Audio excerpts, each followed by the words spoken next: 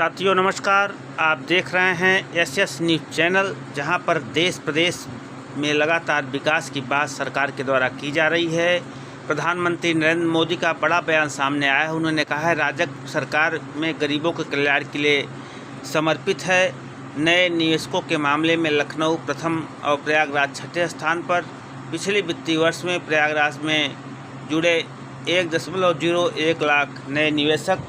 तो ये तमाम जानकारियाँ आ रही है, जहां पर सरकार नित्य नए नए दावे कर रही है, जहां पर पीएम मोदी राजग सरकार गरीबों के लिए समर्पित बताया है।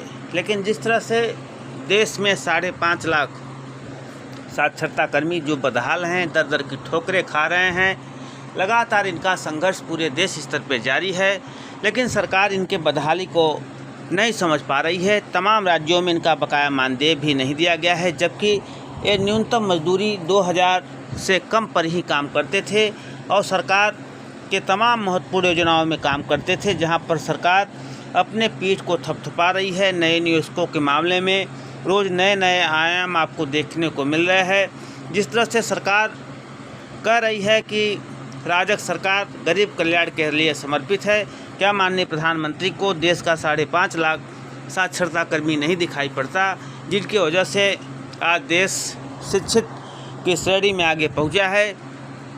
तो इनका बकाया मानदेय और इनकी समस्या का समाधान क्यों नहीं किया जाता?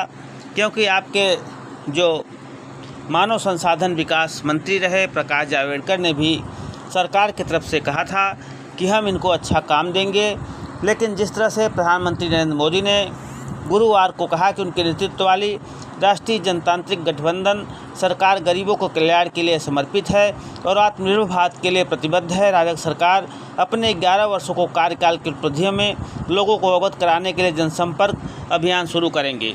तो क्या ऐसे ही जनसंपर्क अभियान शुरू होगा? क्या प्रधानमंत्री एक्स पर एक पोस्ट में कहा है कि भाजपा नीति राजग सरकार ने पिछले 1 दशक से ज़्यादा समय में सशक्तिकरण, बुनियादी ढांचे और समावेश पर ध्यान केंद्रित की है, तमाम बेरोजगारों को रोजगार दी है?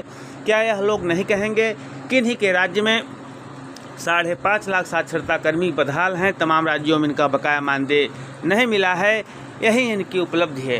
तो सरकार बड़े दावे करे, भले प्रधानमंत्री बड़ी बात कहे, लेकिन जब तक इन शिक्षा प्रेरकों की भलाई नहीं करती है तब तक प्रश्न चिन्ह लगा रहेगा।